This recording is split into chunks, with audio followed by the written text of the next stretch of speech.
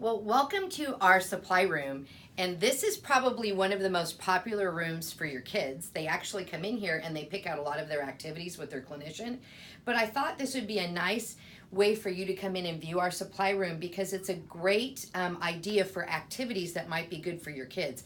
Now, talking about your kids, we see a lot of your kids every day of the week, so they're all very different. So you're going to have to make those modifications or talk to your therapist. Your therapist knows exactly what your kids like and what type of activities, and they can give you categories and different websites. And honestly, Amazon is amazing. It has most everything.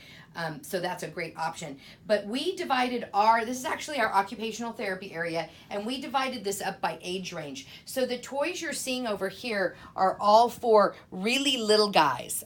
We're talking probably 3 and under.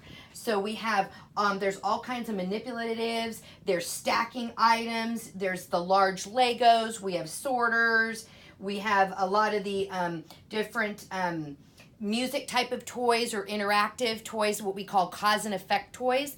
Those types of things are here. And cause and effect means I push the button, it does something for me. So there's some great ideas, and you can look through. We have a lot with what I would call easier manipulatives.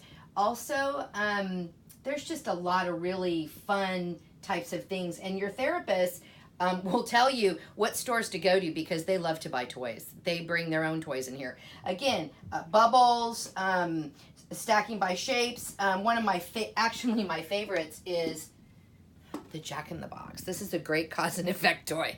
I turn the knob and Curious George comes out. So anyway, feel free to ask your therapist about that.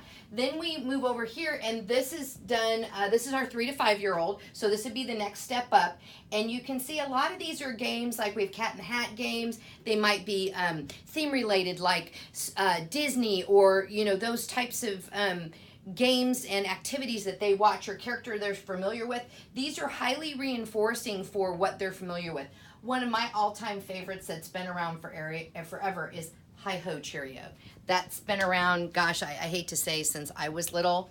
So that's a wonderful one. But we also have a lot of sort of the Simon or interactive type of games here. We have younger sequencing things. There's really, these are really great. Another one is Candyland, I Spy. So take a look at those activities. The next one would be our 6 to 8 year old. So here we're getting into a more traditional type of game, just beginning to get into more traditional. So we have Twister, we have Pictionary, we have one of our favorite that we do is Bounce Off, and we have 3 or 4 different bounce offs.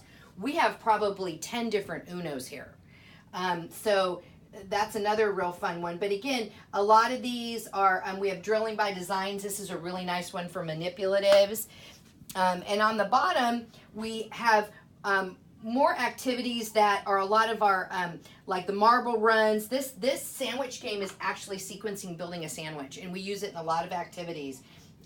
We've got some more different sorters, different Fisher-Price games. So the ball rolling down, some more of those types of cause and effect activities. Our next age range would be 9 and above. So here we're looking at a lot of the games that kids would be playing at home with family or with friends. Monopoly has been around since before me, probably.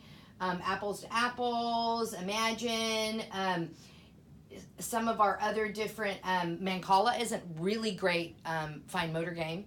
So this is another area. We just got this one, which is Stick Stack, and it's hard. Also Bananagrams. I love Bananagrams because they're making words. And then we have all of our many 3D interactive puzzles. But when we get to this level, the focus of the activity becomes a little different. We're working on higher level thinking. We're also working on socialization, turn taking. How do I handle losing? Am I a polite winner in a group? It's a lot of those types of things. So we get into really heavy social components, where here we're with real basic social components and real more basic following of instructions.